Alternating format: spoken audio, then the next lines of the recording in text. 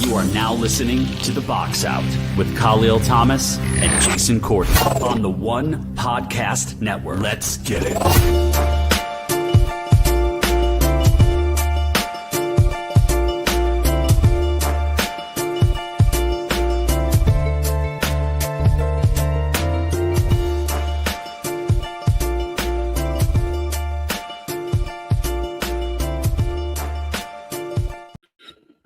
From NJ to BK in the world, it's The Box Out live after Game 1 of the NBA Finals between the Knicks and the Spurs. I could breathe a little bit now. I could relax. The Knicks steal Game 1 on the road, 105-95 over the Spurs. Listen, after the first quarter, I'm down here in the studio / man cave / office / bar, freaking the F out. You know, Dylan Harper's doing his thing.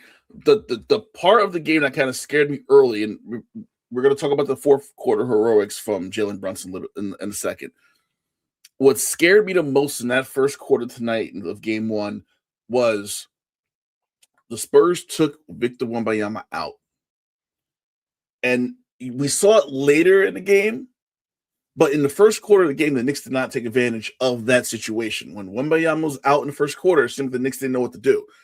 It seemed like the game plan was, okay, the game plan for him being in the game, but when he left the game, it kind of fell apart in the first quarter, and Dylan Harper, did some work. Julian Champagnie did great work in the first half. So I want to say, and I'm as confident as a Knicks fan as anybody, I was scared. I was scared in that first quarter because of how we played.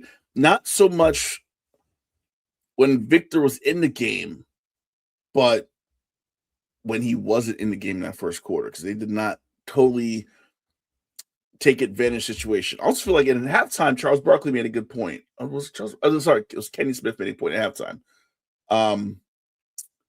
How the Knicks were playing too fast, and how you have a youngest team in the NBA Finals since 1976.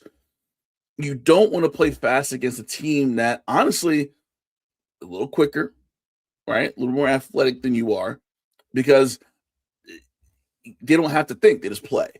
Where if you slow the game down, it forces a Dylan Harper, a Stephon Castle, Champagnie, and other younger players to really kind of take their time and kind of focus and kind of lean on their basketball instincts. Where as a young player, your instincts may not be as highly developed as a Jalen Brunson or Karl Anthony Towns or whatever like that. So the Knicks definitely slowed the game down in that second half, and you saw what the result was. The Knicks scored 57 points in the second half compared to I'm adding my head as I go. 40 points for the Spurs. How's it welcome to Jason Courtney? Game 1, we got it. Was never in doubt. Wait, I said it. I'm like, before I even talk about the fourth quarter, I was like, that first quarter was rough because Wemby was out. And they could not kind of take advantage, and Dylan Harper busted ass for the second half of the first quarter. What were your thoughts early in the game, especially in that midway point of the first quarter when Dylan Harper came in and it just kind of fell apart? Yeah, I realized something late in this game where the Wemby minutes, when he's out, they took full advantage throughout the game, and I think that might be a problem going long term for the series. And I thought the Knicks weathered the storm in the first quarter. They did a good job. They might want to insert Dylan in the start. I feel like, not saying he messed things up, him and Champagne, but they got to figure out. I think the Spurs are in trouble a little bit. I stand by my 5-game prediction, but I think they're in a little bit more trouble than people are letting on, because Wemby, you get down the stretch, he wasn't getting the touches where he needed to get the touches, and Fox look like he's clearly on one leg.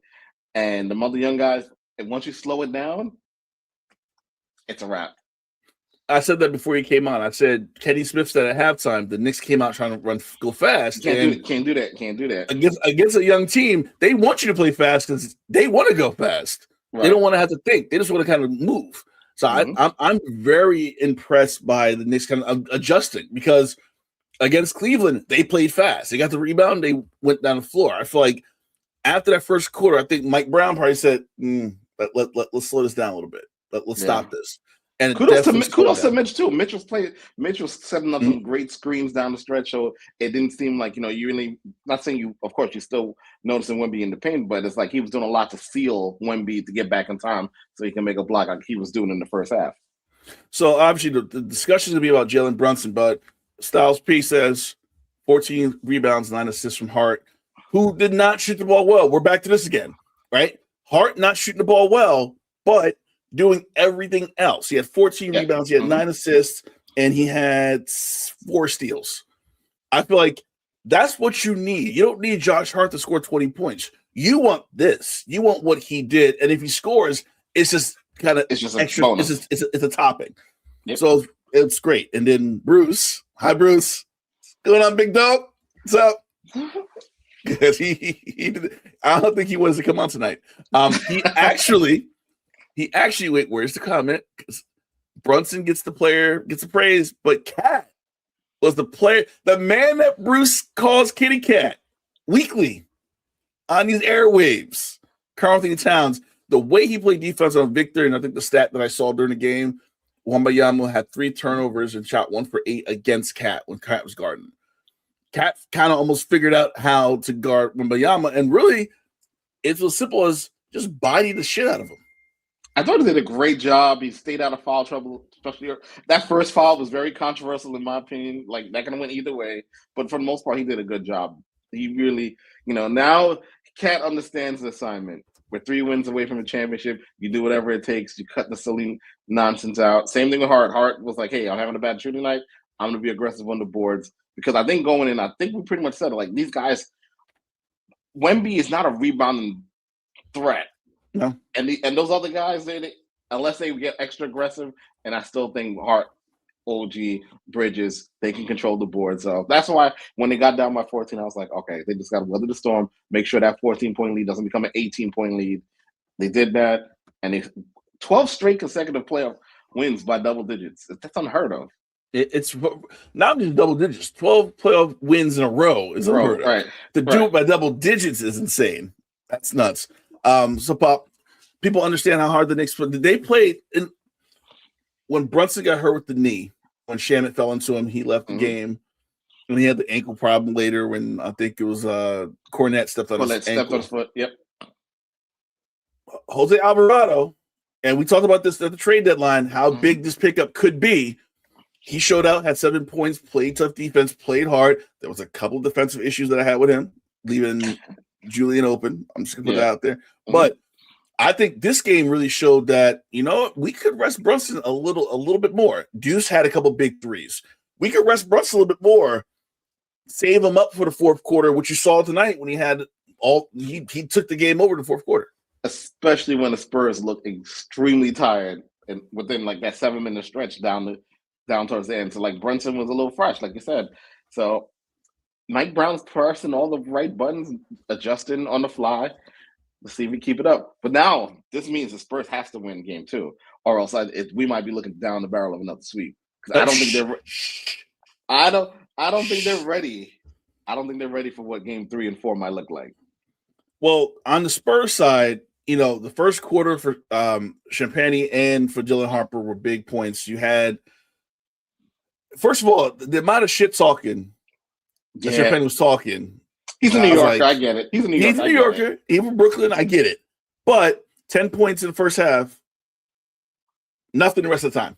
I mean, those shots look bad in the third and fourth quarter. Oh, my goodness. Dylan Harper played out. He showed up, did nothing in the second half too. The game became give the ball to Wemby and let's see what we can do. And Bruce said it in the chat. He refuses to play in the paint. There were so many times where Wemby had a mismatch, whether it be on Josh Hart, I think I saw Deuce guard him once, and Wemby just refuses to go to the block and just bodied guys. Is that going to be an issue going forward in his career where, Popovich still in the facility? He's going to be like, yo, you got to go down low now. I think if he doesn't do it throughout the series, this is definitely something he's going to work on in the summer. Like they might have to go, Tim Duncan, Robinson. They might even have to call Akeem. But I think that's probably something he's going to work on in the summer. But he does need to be more aggressive. And the Knicks did a good job, like not really, forcing an issue with him in the paint. Again, if they don't do it in game 2, they'll be in trouble. So Bruce in the chat said OG didn't play well. OG finished with 17 points. Was it his best game, 5 of 12 in the field? No. But it was Cleveland game 1 all over again. Yeah, but I think the problem is OG's having 5 for 12. It was a quiet 17 points from OG. It wasn't allowed 17. It was a quiet 17. And right. I think, you know what? For OG, that's fine. That's good enough. Not to mention that these guys got to guard these young dogs. Mm-hmm. So that's taking a little bit out of the shot selection as well. I mean, their energy for their offense as well. Styles people with the stat. Brunson's first player to take over 30 shots and win the game on the road since MJ. So that is an accomplishment. As we move the conversation to Brunson, what else can we say about Jalen Brunson at this point? We know he will always show up in the fourth quarter. That's a given. Not a great shooting night. Mm-hmm. He was beat the hell up. I know he talked to Lisa Salters. She asked him how you feel. He's like, I'll be fine. I'm like, yeah, he don't give a shit. He's like, I'm good. Let's keep it moving. But how important was this game, not just for the Knicks, but for Brunson? I think Brunson needed to show out in this game, especially leading up to this and all the conversation about a small guard and is he that guy that can lead a team to a championship? That's been the conversation for the last 9 days. Yep. How big was this game, especially his performance in the fourth quarter, to kind of be like, yo, yeah, I need to stop talking shit and like actually, put some respect on my name. Brunson's a warrior, man. He was out there looking like Eli in Candlestick in the playoff game against the 49ers. He took some beats, but he still was able to do some beating on his own. I think he won't let on, but I definitely think he's a little banged up. But he's a warrior. He knows he knows how to make the right timely shots, pass the ball when he needs to. That great slap rebound back to him for a 3. Mm-hmm. I thought that was pretty much the game right there. So he knows when to take his spots. He knows when to attack the rim. I felt like they did a great job in the second half adjusting to Wemby. Like Wemby was just smacking everything in the first quarter and the second quarter, but in third and fourth, they did a good job adjusting. I feel like the Spurs are on their heels a little bit. So, I think Bruce is having a hard time tonight. We're not putting Brunson in the same breath as MJ. What we are saying, it's a stat. Like, sports are stats. That's the stat that came up. I'm not saying Brunson's the best playoff performer of all time. What I am saying is Brunson's putting on a show every single game. Even when he's not scoring 30, he's performing and doing what he needs to do to win games, which is a characteristic of, I'm not going to say a legendary player, but a player that's going to, if they win a championship, is going to move up that list of names for the New York Knicks. And in NBA playoff history, I think we have to put that out there. They win a championship, and Brunson's playing as well. And the performance he's putting on, going back to game 1 in Cleveland, I think cemented that where he's going to be discussed. Like, remember when Brunson did that thing in 2026? Listen, I think if Brunson, let's say he averages 30 in the finals and he's MVP, they win in 5 or 4 games. I might put him ahead of Patrick Ewing and Bernard King. No. Okay, ahead of Bernard King. Yeah, I can see that. But Bernard King ain't played long enough with the Knicks. I love Bernard King, but he was only here for like 10 minutes. Let's be honest. He was hurt for half the 10 minutes. What I will say is there were some issues with some of the officiating, and I hate talking about officiating games. But not until the fourth quarter did the Knicks get free throws. There was a huge discrepancy in free throw attempts from San Antonio to the Knicks. And my only thought of why is you got big Wemby and they're just looking to see what people are going to do to prevent him from getting shots off or getting to the lane or taking that first step. Going forward, do you think this will be an issue throughout the series? I do feel like Wemby's going to get a lot of calls only because the size disparity between him and everybody else besides Mitchell Robinson and Cat, they're going to be looking to see, oh shit, like why couldn't he make that first step? Also, grab his arm. I think there'll be a tighter job. Like there was even on that tap that Wemby had, I thought I was over it back. They could have called it. They didn't call it. They didn't want to call that push off, but he did on Brunson. But it happened right in front of the ref, so that's the only reason why they called it. So I definitely think they'll keep an eye on things. But Wemby is kind of like who was that guy? I'm trying to remember who that player was before. It was it's like a Sean Bradley, where it's like you see them with the ball, you're gonna watch the moves they make. You don't really know what to call it. You don't know like. If you come down and you try to swipe at the ball, did you swipe at the arm? Or is that really goaltending or this and that? So I feel like Wemby's a very unique player. They don't know how to really officiate him yet. But I think as the series progresses, they'll figure it out. So we also have to talk about the fans that made their way down to San Antonio. We had Patrick Ewing was there with his Newsies hat. Spike Lee, Tracy Morgan, Ben Stiller, Fat Joe. Chalamet was there. I think I saw my man John Turturro in the crowd. I was like, "Oh shit!" How big is that? How does that make them feel to know that wherever they go, they're gonna get thousands of people like in Philly, but they'll get their core, not just celebrities, but there are some regular New Yorkers in that crowd in San Antonio. Yeah, I'm surprised to see so many New Yorkers out there. And I mean, this is probably their first real road game in the playoffs because every arena sounds like a home game. But this one was pretty much like 25% Knicks fans, but they were still vocal throughout the game. So it's good. It's good. And now that they stole home court, it's only going to be better because I don't think the Spurs are ready for what's going to happen in Game 3 and 4. We got another stat from Styles P. Jalen Brunson's second Knicks player ever with 30 points in the finals game after Willis Reed. I'm telling you, man, he keeps this up for the entire series. I'm putting him over Pat because Pat ain't never had to go against a 7'5" alien. Pat went up against Hakeem, and Hakeem waxed his ass. So I can't. And that was supposed to be an even fight. That was not an even fight. It wasn't an even fight. Hakeem.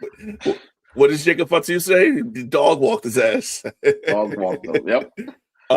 So we have Game 2 on Friday. Obviously, you hate to say must win. It's a must win. I think San Antonio they have to leave San Antonio with a split. They cannot go to New York down 2-0.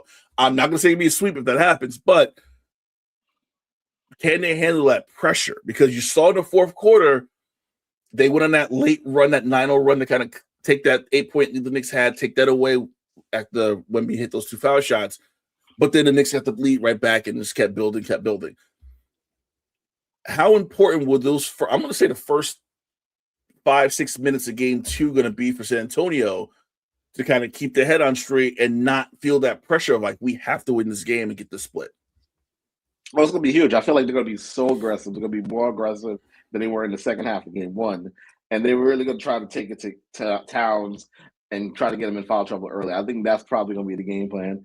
I'm sure Mike will have an adjustment. He'll have the guys ready. But he's got to expect that San Antonio is going to be much aggressive when he's going to get more touches, even though he did have a lot of touches in the first half, but not so much in the second. So I expect them to be – they're going to play like their lives are, their lives are on the line because, again, I think down 0-2, it's a tough hole to come out of. I'm reading this article real quick. So they said plenty of non-celebrity Knicks fans made the trip as well, including Tommy Sherlock, an auto sales manager from Brooklyn, who said it costs less for 2 Game 1 tickets in San Antonio with hotel and airfare than Game 3 tickets in New York. And he even said he got their first-class airfare, too. Oh, wow. I mean, I heard the cheapest tickets for Game 3 is like $4,000. That's a nosebleed. We ain't talking about front row. I told my father years ago, if the Knicks ever went to the finals, we would go. That was before inflation. That was before Trumpflation happened. And I feel like deep down he's waiting for me to say, Dad, we going. And I'm like, nah. It happened, homie. I can't afford that right now. We can go to a bar.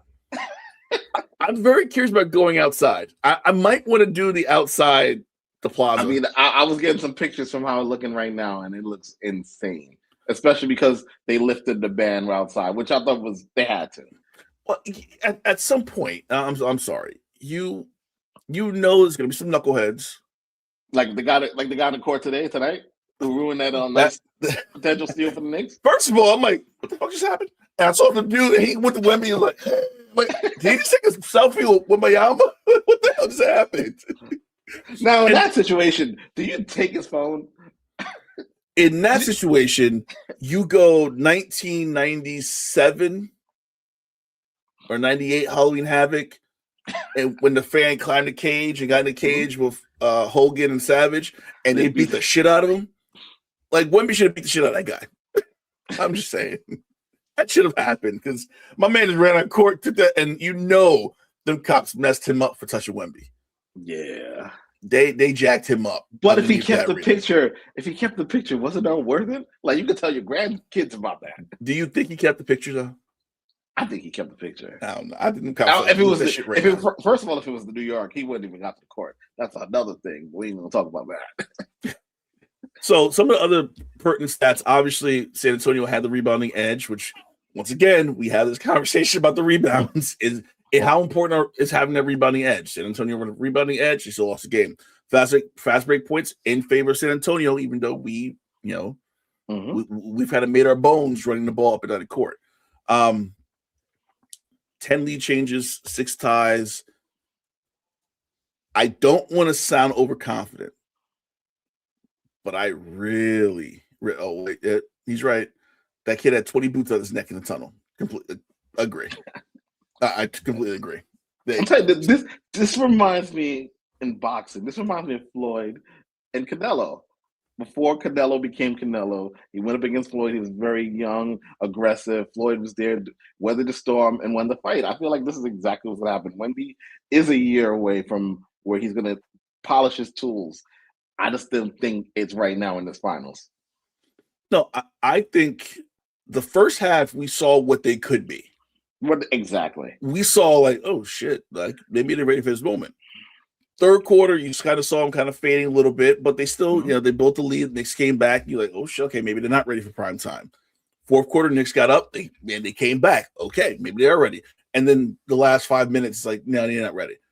Not yet. It's gonna be a lot of that back and forth. Now, can they get together tomorrow and go, listen, we were there. Like they were up by 8. We took the lead by 1. And then we gave the game up. Can they get their mindset and go, we need to finish? Possibly, but we talked about this the other night. It's a younger team who've never been in a situation, right? Whether it be in college, whether it be in the pros. There's no one on that team except Stephon Castle. Stephon Castle was at UConn that has been in a championship situation, really, right? Champagne played St. John's, and St. John's was doing shit when he was there. I think Wemby probably played in some EuroLeague stuff, but I'm not going to compare EuroLeague basketball to NBA Finals, where the Knicks have OG who has a ring. The Knicks have 3 players who have won the national championship together at Villanova, right?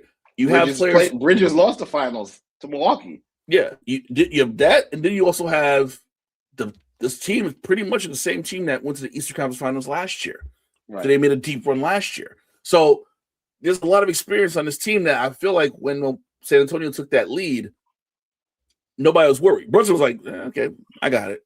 And I feel like, can Wemby be that? Can Wemby be like, I'll take this on? Tonight, he tried, but there needed to be somebody else in that fourth quarter, and they didn't have it. But on the flip side of that, I feel like this is the closest playoff game the Knicks, it wasn't like a foregone conclusion for a long time, but this is the tightest game they played since game 4 or maybe even game 3 in Atlanta versus Atlanta. So they almost went a whole month without playing a tight contested playoff game. And I thought they weathered the storm. They answered all the questions. And I think game 2, they not saying they're gonna play relaxed, but I think, hey, this is probably our worst playoff performance in a month. What can we do better? So I think they will make the adjustments. It's all about what the Spurs come back with.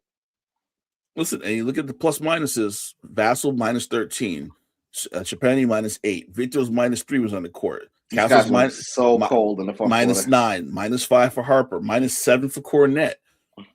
For Knicks, OG was minus 6, Shamet was minus 10, Mitch was minus 4, which is not a normal Mitch situation because he's down a finger. So he would be minus 4 if he had 10 fingers, not 9. Everything just turned in that fourth quarter. Even when the Knicks went down, they still had control of the game. So game 2 is going to be interesting to see, kind of, like I said, it's going to be those first punches. Can the Knicks withstand that punch? Because they're going to come out fast, they're going to come out hard, and they're going to come out probably trying to knock some people down and see what they can do. Knicks remind me of 2004 Pistons in that they have a bunch of players who are just scrappy. The point guard's elite leader, and they definitely not be outworked. So, yeah, Chauncey in 04. It's a good combination of 04 and the 2011 Mavericks. It's a good combination of both of those teams. Yeah, because you had the one star, like Dirk, and then you had a bunch of dudes. I feel like the dudes we have a little better than the dudes he had. Like, I think Bridges is better than Jason Terry. Oh yeah. I think that'd be interesting. Compare. I'm gonna do that tonight before I go to sleep. Just wait. Does that mean Lamet Shamet is freaking what's his name? Not Barbosa. I know who you're talking about. And JJ Beretta. Landry Shamet is JJ Beretta. Yep, he's Beretta. Here you go. I want to have a side by side of it. I'm gonna put this up somewhere on Twitter or something. Have a side by side. Like, this is who we are, just better. And better. Player by player. All right, so that was game 1. Down. We got 3 more. We got 3 more. 3 more. We will be back on Friday, right after game 2 on Friday. So same situation.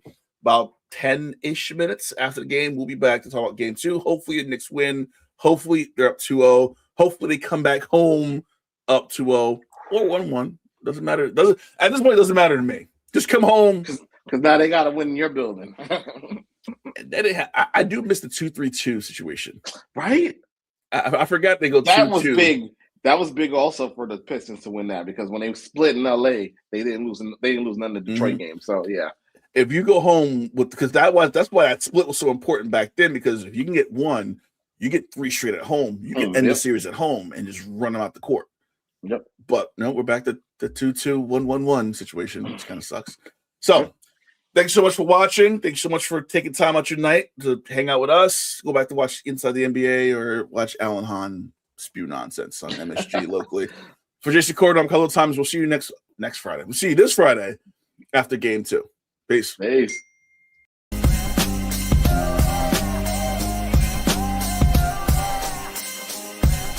This has been The Box Out with Kahlil Thomas and Jason Kortner.